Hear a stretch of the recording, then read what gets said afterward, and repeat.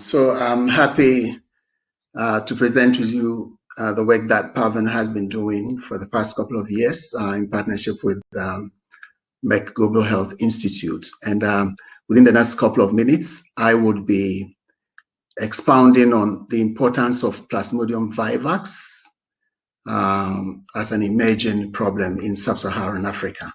And the fact that if we are not paying attention to this emergence of PV malaria, there's going to be an explosion in the near future, but we hope that will not happen.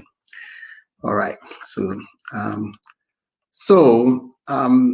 we would look at briefly what is the nature of the temporal malaria burden in Africa. I think that if we talk to any national malaria control program, and we want to look at what they've been doing with regards to the malaria parasites, they will immediately tell you it's all about P. falciparum. There's very little information on the other parasites, P. malariae, P. ovale, and particularly P. vivax. And so there's some level of neglect of P. vivax at this point. And this is quite unfortunate because it is the most prevalent Plasmodium species throughout the world. And so I guess it's all about the way it has been presented as being benign, and of course the issue of the Duffy antigen negativity that is prevalent within Africa. So I think there are some perspectives that need to change, but I hope that this will be highlighted as we go along. So how endemic is Plasmodium vivax in Africa?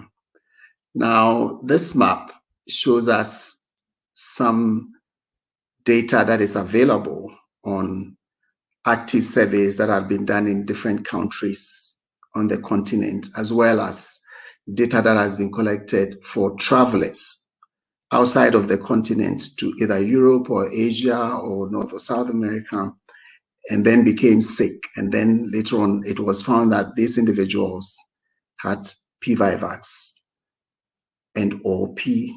ovale. And we can see clearly that, you know, the red, the circles are for P. vivax and the triangles are for P. ovale. And the red circles are direct surveys that have been reported in the past. And clearly, I mean, except from the northern part, for direct surveys, there's been report in nearly every country, you know, on the continent that P. vivax exists on the continent, in nearly every country. And then if you combine that with the travelers, you know, who have fallen sick and they've been diagnosed as having P. vivax, then it's entirely covering the whole of Africa that these parasites exist. So the obvious question is that why are we not seeing it, and why are we neglecting it and not paying attention to it if the aim of the National Malaria Control Program is for elimination, which is really right so, for RBM strategy on elimination and eventual eradication. So there's a perspective on the prevalence of P. vivax and PO, which has been neglected. And I think this has to change, and we will show you pretty soon on this. Now, going back to what has been highlighted previously by our previous speakers, you know, Beatrice and Daniel, we are looking at the human hosts with respect to diagnostics, and then the vectors on prevention, and then the environments that allow the parasites to flourish, and then for the vectors to flourish, and how we can intervene on these areas for improved diagnostics, you know, capacity building, and to make sure that we really prevent the parasite from exploding on the continent.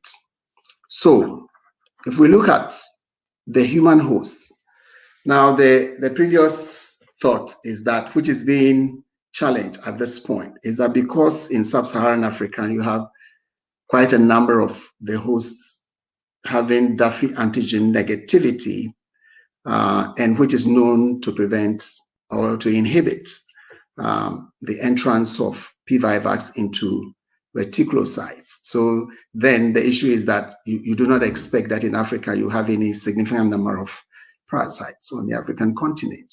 But the recent evidence is showing that individuals who are DAFI negative are getting infection. This has been reported in several countries, including the surveys that we have done in both Botswana and Namibia. And then, of course, there are vectors that are around, and there are new vectors that come up. With changes in seasonality and changes in geospatial climate profile and environments, there's always a shifting trend in the transmission profile. And we need to catch up with some of these things to be able to know how to intervene and how to curtail any potential danger associated with the transmission.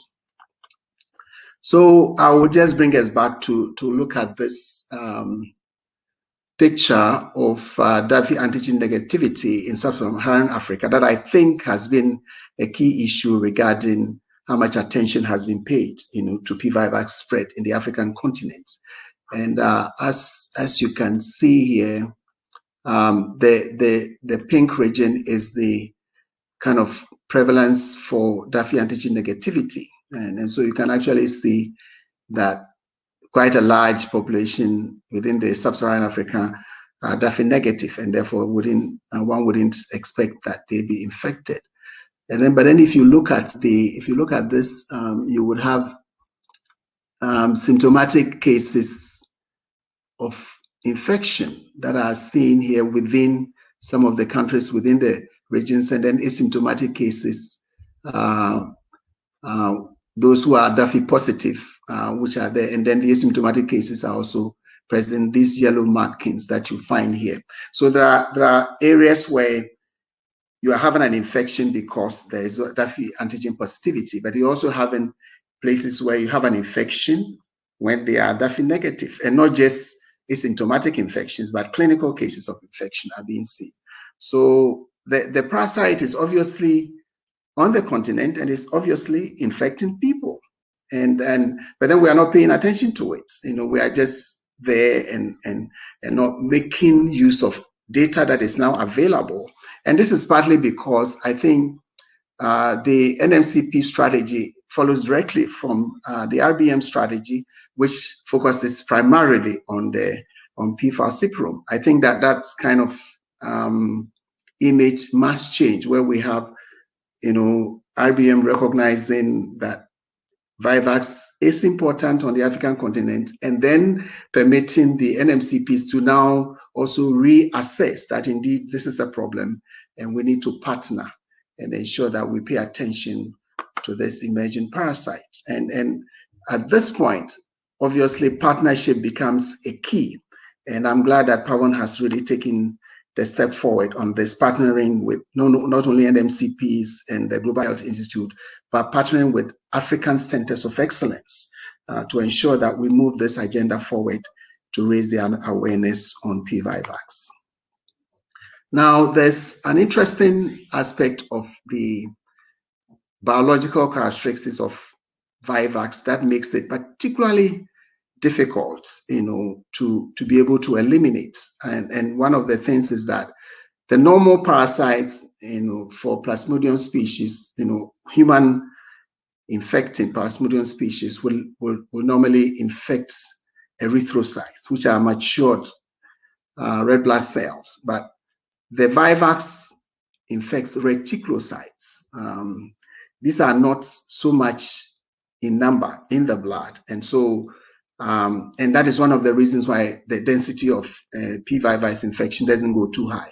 So they choose to infect the early forming red blood cells, and then they can be transmitted very quickly before the blood cells mature. And then they also have hypnozoids that live within the liver, bone marrow, and the spleen. And obviously, unless you have a drug that is effective in clearing these sites of infection, you normally not do, examine individuals going to take biopsies from the liver or bone marrow to assess infection. So that becomes very, very difficult, to be able to handle this infection. And I think that the new drugs that are coming that are targeting hypnozoids, apart from what we already know, primaquine and tafenoquine, are really welcoming. And I think we are very glad that Merck has taken a lead in this direction. And obviously for primaquine and tafenoquine, we also know that there's a limitation associated with the presence of glucose-6-phosphate dehydrogenase deficiency. And there's not much data on that within the African continent. And so, making use of the available drugs now becomes an issue. One has to also have alongside data on the G6PD deficiency, where individuals who are deficient hemolyze, the red blood cells break very quickly, and that can lead to anemia and more severe disease.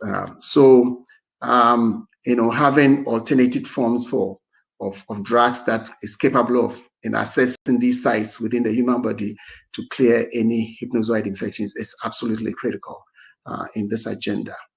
And then another point is that in the life cycle of P-Vivax, the form of the parasite that is picked by mosquitoes to start the sexual stages is the gametocytes. So the life cycle that starts the sexual reproductive form in the vector, you have the gametocytes emerging very early when there's an infection in the blood. In the first 2 days to 3 days, this would have matured already. And if there's a mosquito bite, this would have been picked, and the transmission would have gone on before the individual can present to a clinic, to be treated if there was a symptomatic infection. If there was no asymptomatic infection, then transmission goes on silently.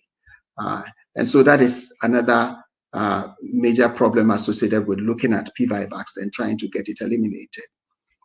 And then the parasite itself, and then the vectors that transmits it can adapt. The parasite can adapt to temperate condition, tropical environments. It's fine. It will survive. And so it is always available to be picked by an appropriate vector, to sustain the transmission. So we have all these variables that impact the transmission profile and, the seasonality of transmission, the metrics of transmission within geospatial and temporal, spacing, if you want to look at that.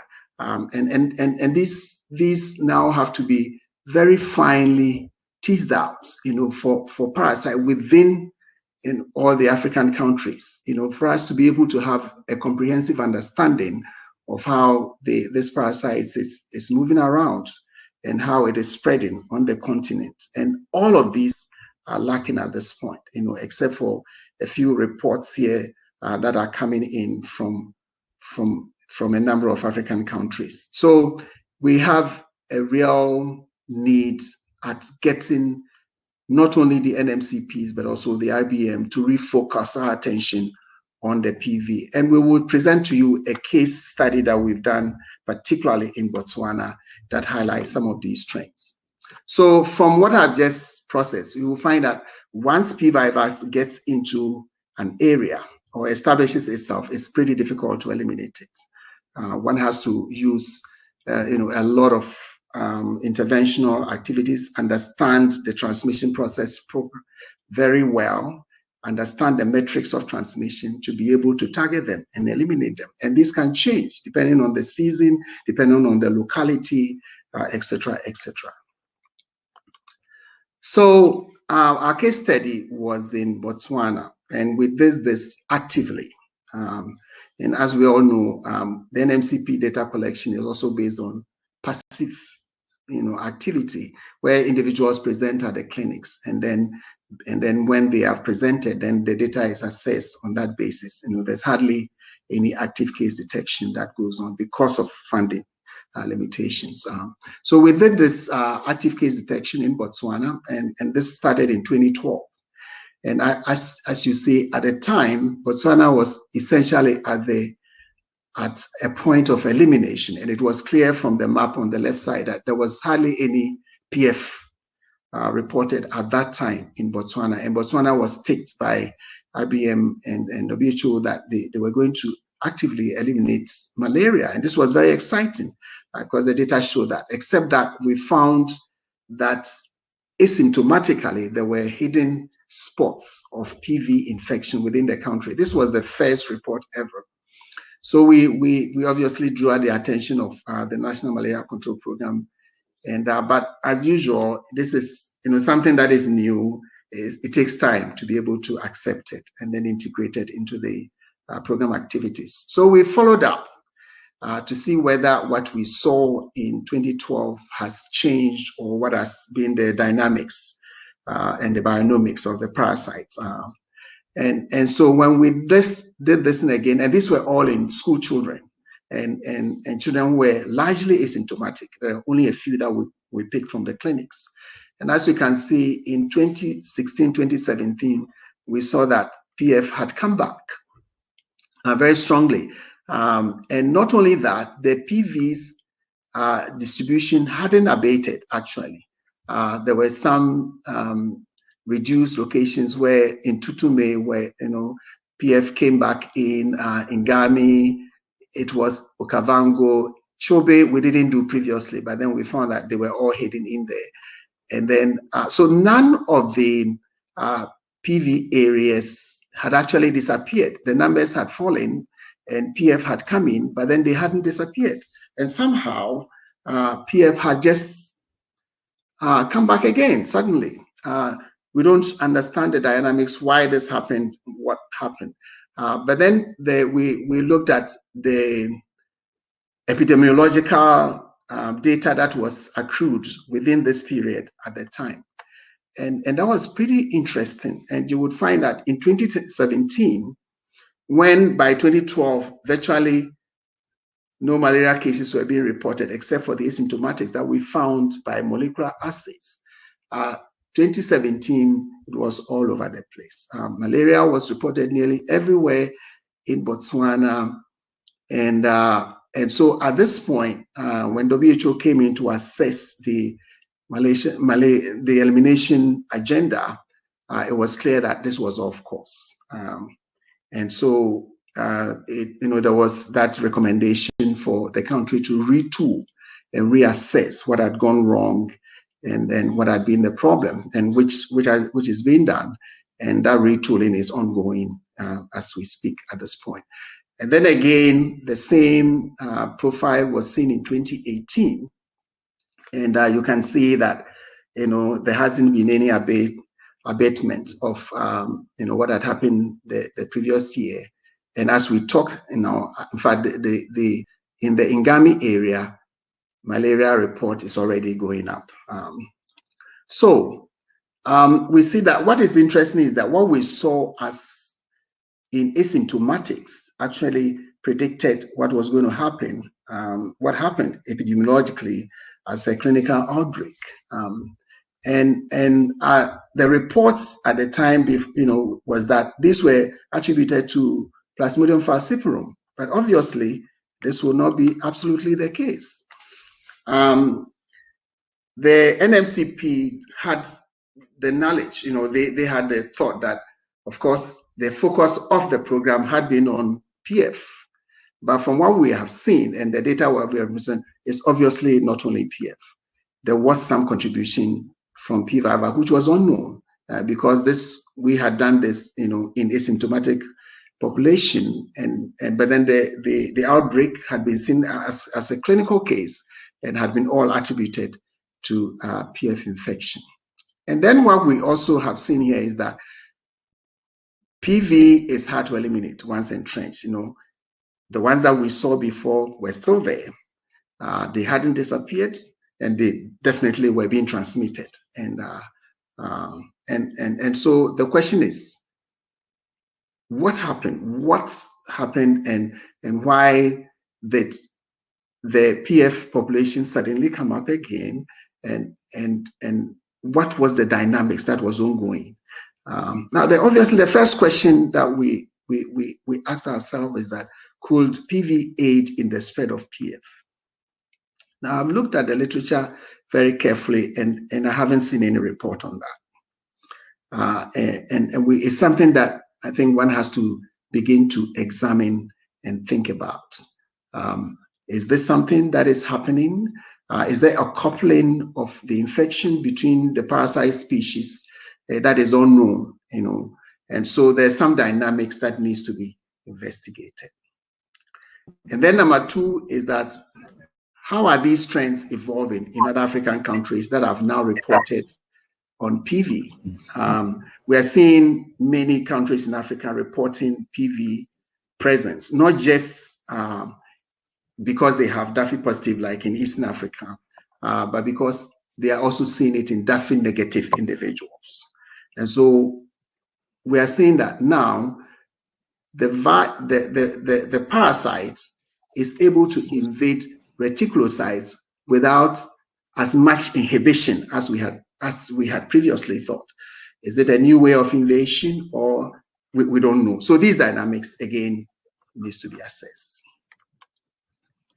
So what is the point here? That the presence of PV and the transmission in DAFI negatives in Africa is a menace. It's obviously a menace. And it's obviously also a ticking time bomb. It is spreading in the asymptomatic population. We don't see it because we are not looking at it. We don't pay attention because somehow we think it doesn't contribute to transmission. And these are areas that I think is well overdue for attention to be given by the NMCPs. And I'm glad that, PAVON is leading the way and, providing the relevant data that will allow the malaria space and the malaria community, both researchers and management, to be able to think very carefully about how this menace that is coming up can be nipped in the bud. And we would like to thank MEC for the foresight in getting PAVON to get involved in this. Thank you very much. So we will just conclude by this, the way forward for Africa. There should be an urgent inclusion of PV in NMCPs and malaria researchers' malaria agenda, and plans for the elimination is required. We must invest in the active surveys on parasite prevalence, vectors, and their bionomics necessarily. And we have to devise innovative strategies to hinder the spread and potential explosion of the parasites on the African continent. Thank you.